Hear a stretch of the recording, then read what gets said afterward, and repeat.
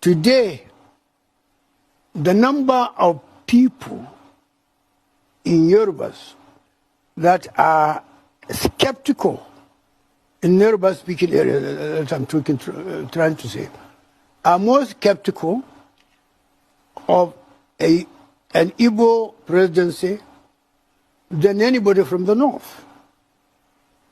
Why? Because Northerners are not competitors to the Igbos, but the Yorubas are.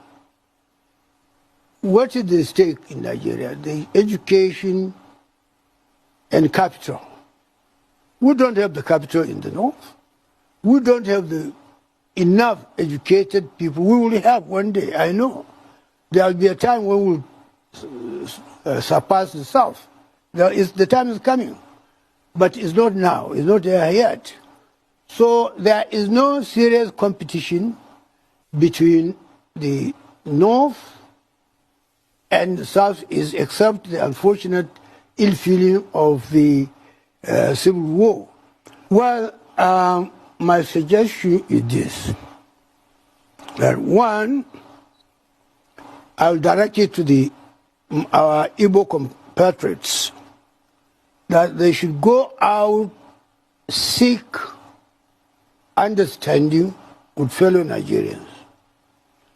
Tell them that, in fairness, they should be supported to produce the next president. But don't threat. Don't let them issue threats. Threat wouldn't work when you are looking for something like this, because threat doesn't get you votes. This thing is a matter of casting vote. When somebody goes into booth to cast his vote, it will be he and his God alone. So win his heart. Don't try to antagonize him. If you antagonize him, he will not vote for you.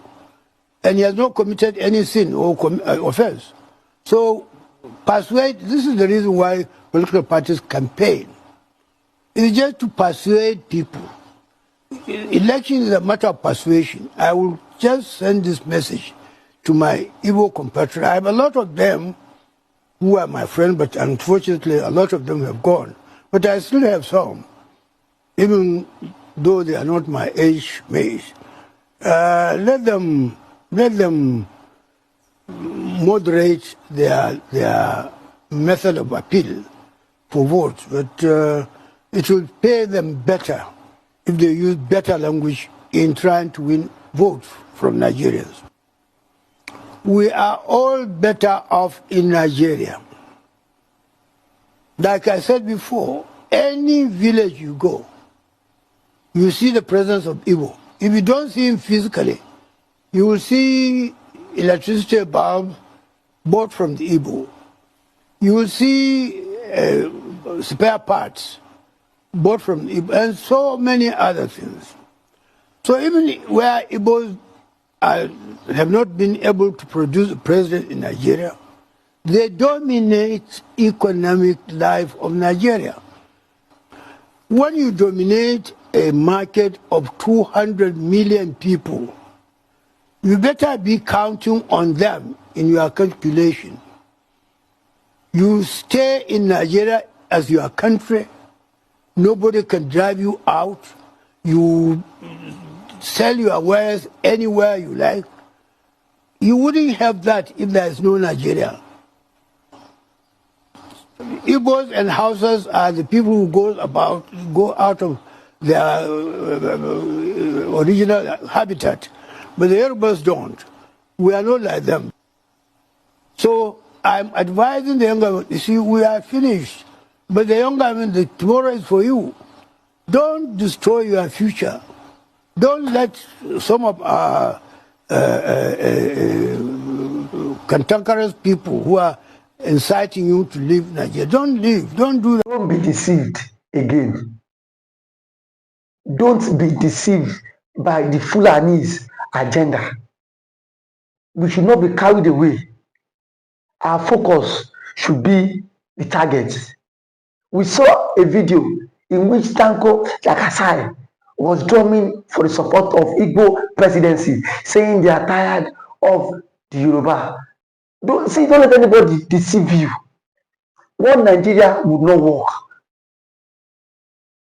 I have always maintained my stand, and I will continue to maintain my stand that this whole one Nigeria, it will not work. The best thing is that let every region go their separate way. Let Arewa go, let Oduduwa go, and let Biafra go. That is the only way for us to have a peaceful coexistence.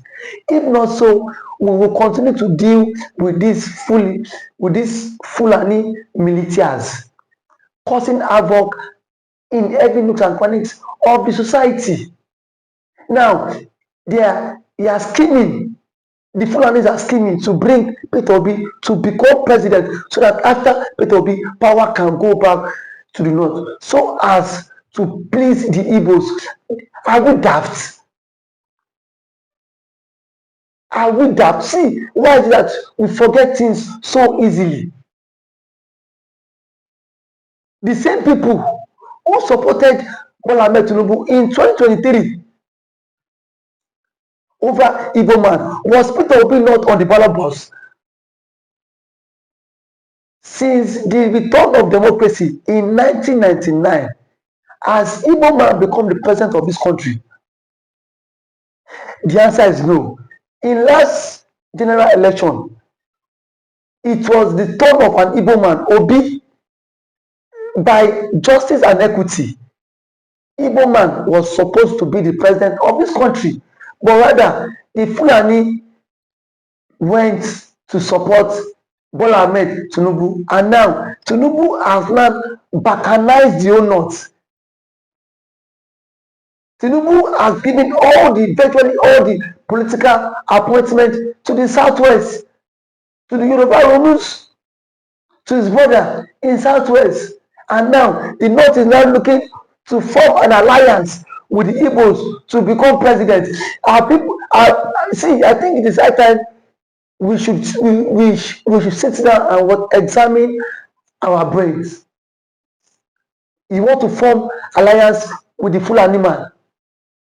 If that is the deal, let Bola Ahmed Tinubu continue, because for me, I don't want an Igbo presidency. What I have always maintained and what I would always maintain is that let every region go their way. They should balkanize the country. The Yoruba man does not see the Igbo man as his brother. The Igbo man would not see Fulani as their brother. And why would you want me to see Fulani as their brother? Fulani man will come to my state and start to buy people and start to cause havoc in my state. And you still want me to see the same Fulani man as my brother? It is impossible. Now, but when an Igbo man travel to the north, the Igbo man will rent an apartment.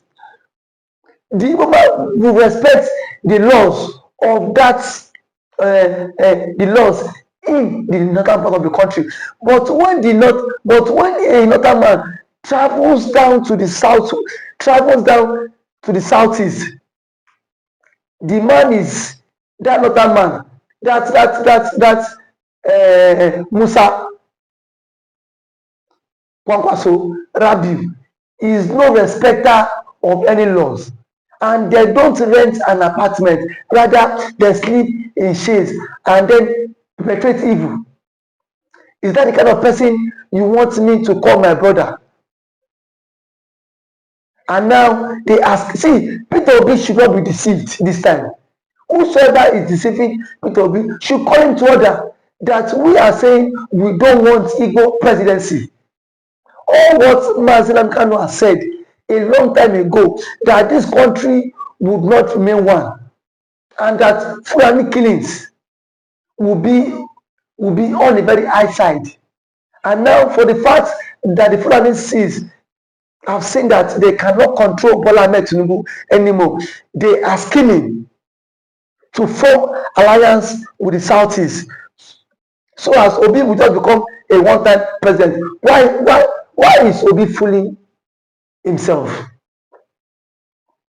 In all the old damages that have been done to the country, Now they are looking for Obi to come and clear this whole mess. They are looking for Obi to come and clear this whole mess. Why didn't the same Fulanis who are championing Obi now, why didn't they champion Peter Obi in 2023? Then they championed Tinubu that time because they think Tinubu will be their messiah. And now all the juicy appointments, Tinubu has taken it off the Fulanis. No more appointment for the Fulanis. And now they are looking to form a coalition, knowing how influential and how popular Peter Obi is now in the country. You cannot, when it comes to being influential now, Peter Obi is influential in the country. So that when they use Peter Obi later, they will dump him. I've always maintained my stand, and then I would always tell Peter Obi, please share this video so that Peter Obi can watch this video. That if Peter Obi is on the ballot, I will not support him. I will not support Peter Obi. I want this country. My own is division, because ever since we have been amalgamated since 1914, we've seen that Nigeria, things have not been going well in the country. It has been ups and downs, ups and downs, ups and downs. We deal with this. In 2015, the same Fulanis started Boko Haram to scuttle the government of Goodluck Ebele Jonathan. We saw all the games, even down to the Chibok girls, that they said 250 students, Chibok students, were being adopted in Chibok, in Borno State. All those things were gains. It was life. It was being used to scuttle President Goodluck Ebele administration then. But along the line, when Buhari became president in 2015, this issue of insurgency in the north has become a lucrative business that the Fulani stakeholders, that the northern stakeholders could no longer curtail it. And now 12 years to date now, insecurity is ravaging now. The Fulani man sees insecurity now as a lucrative business that can never be stopped. And the Efulefu Southeastern governors are now also aiding them. They are aiding them, allocating lands to them because they are loyal to the Fulani Caliphate in Sokoto. All the Southeastern governors who cannot speak up for their people, but rather allocating land for Ruga. And now the Fulanis too are now playing game, come out to endorse an Igbo presidency. Who told you that Igbo man wants to become president? Since the return of democracy in 1999, with all your scheming, the power has always been the southwest and the north, the southwest and the north. Have you seen Igbo man complain? Despite sidelining the Igbo man out of the scheme, the Igbo man has always been progressive. And the Igbo man has always maintained that standard. It is division or nothing. I don't know who is sending Peter Obi to come and contest as president of Nigeria. The Fulani are looking for people. They are looking for a man they can dominate, because Bola Tinubu is showing them premium shege. He's showing them shege.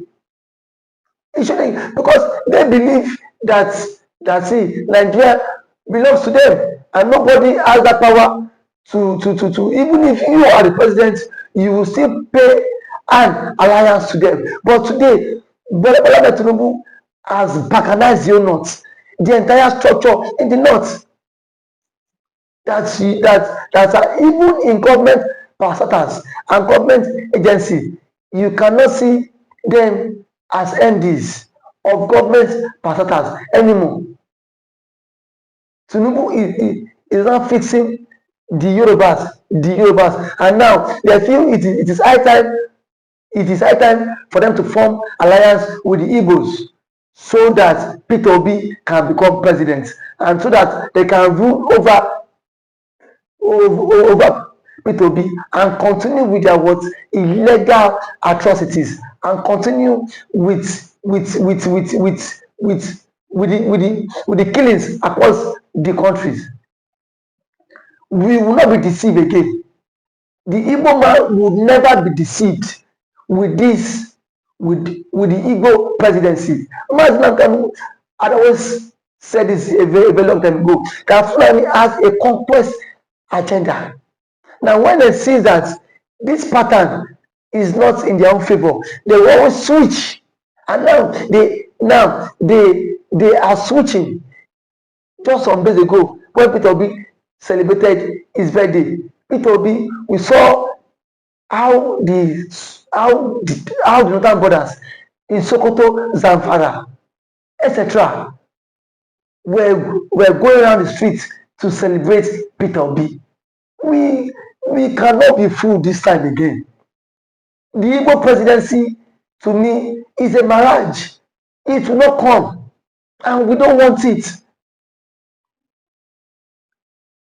Let the Efulefu governors who have kept Mazi Nnamdikanu in detention, if they are the one, if they are the one telling the Fulanis that see they will accept it, they should not tag the common man on the streets, because the common man mind is made up not to be in support of one Nigeria. One Nigeria has always kept us in bondage. One Nigeria has kept us stagnant.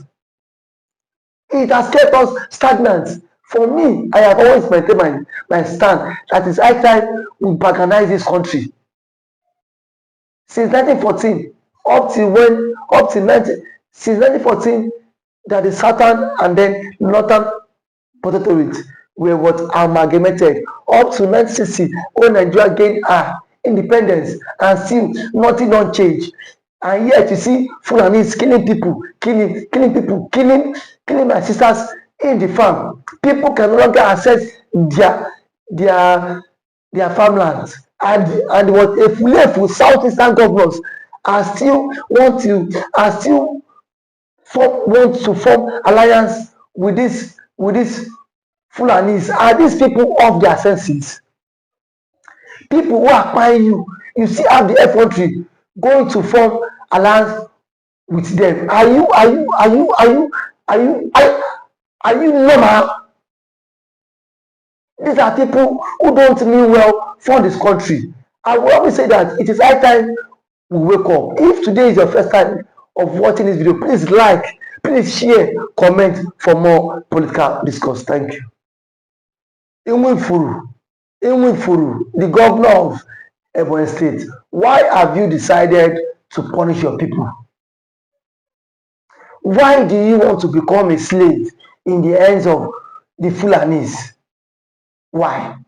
After allocating hectares of land to the Fulani, people's land, the land that belong to community, you've decided to what? Allocate it to the Fulanis, and yet the Fulanis are causing havoc in the state. And yet, as a governor, you cannot come out and address the insecurity in your state. Then why are you a governor? The primary function of a governor or of a government is to protect life and properties. But see, even if you failed in that aspect, in that area, it is so shameful that the people of Ebonyi are being butchered, are being killed on a daily basis, just because of your alliance and your loyalty to the Fulani Caliphate? Why have you refused to come out and condemn what is wrong?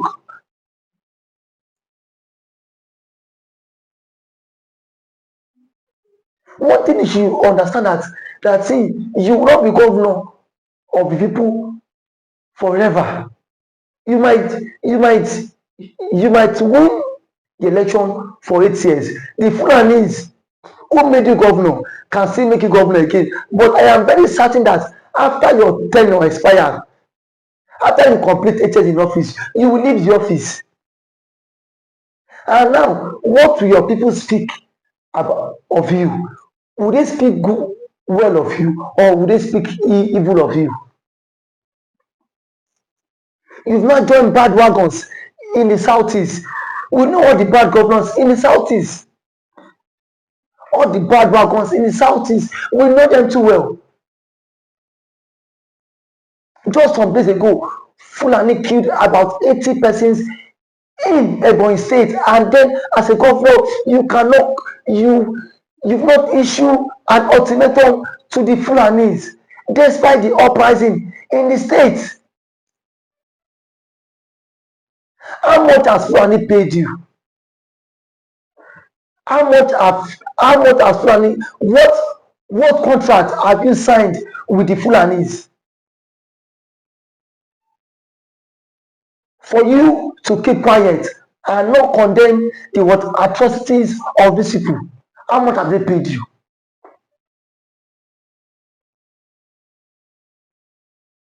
How much have they paid you? That is the question begging for answer. How much has the Fulani paid you?